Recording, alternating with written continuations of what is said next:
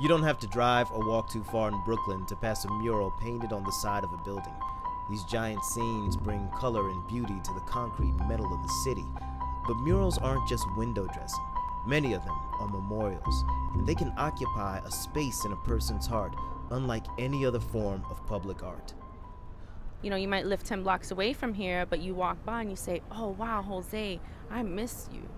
Damn, it's been so long. You know, I remember you. You know, you meant so much to us. A memorial mural is usually a large-scale painting of a loved one who's passed away, painted with bright, vibrant colors that reach out and grab your attention. Sharon's brother Jose's mural is on the side of a bodega their family used to own. Elevated about 8 feet off the ground, he looks out over the parking lot at the neighborhood he once loved so much.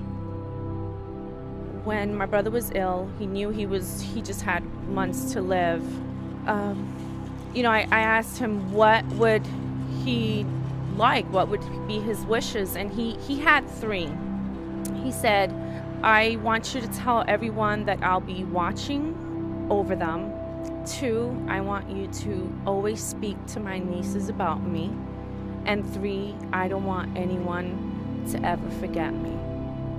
A few years ago, when blogger Sharon Quick first moved into the Brooklyn neighborhood of Bed-Stuy, she began taking long walks to become familiar with the area. On those treks, she began seeing the murals. Eventually, she started taking photos of the paintings to preserve them and used those photos to create her blog, Bed-Stuy Banana.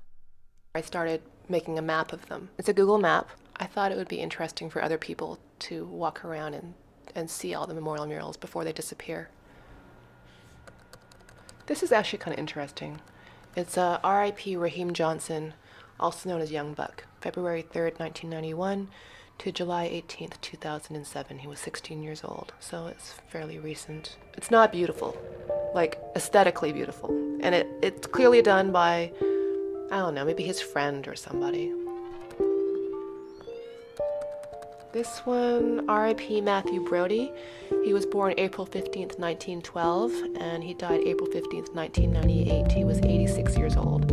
I like those ones interspersed with the gang ones, because I think most people, when they think, people who do know about R.I.P. murals, I think they usually think, oh, it's a gang thing. But I'd say more than half of them were not gang related at all.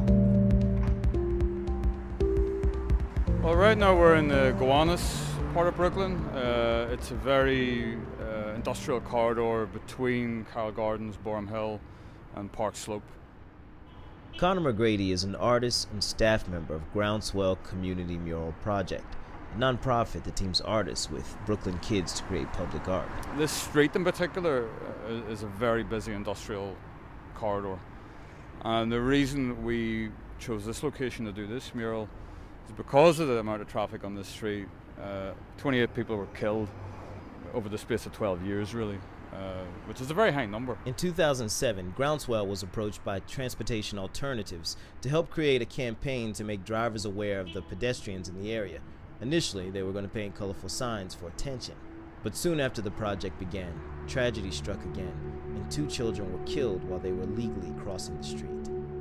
It became much more than a campaign to try to get the traffic slowed down. It became a very emotional project for the team, because they were working with the families, because some of them were from the community and didn't really know about it. Some of the kids didn't really know about these issues. So that team of young people who were actually working on this really had a sense of that this is not just a summer project to paint on a wall. It was a really intensive emotional message and an important social message.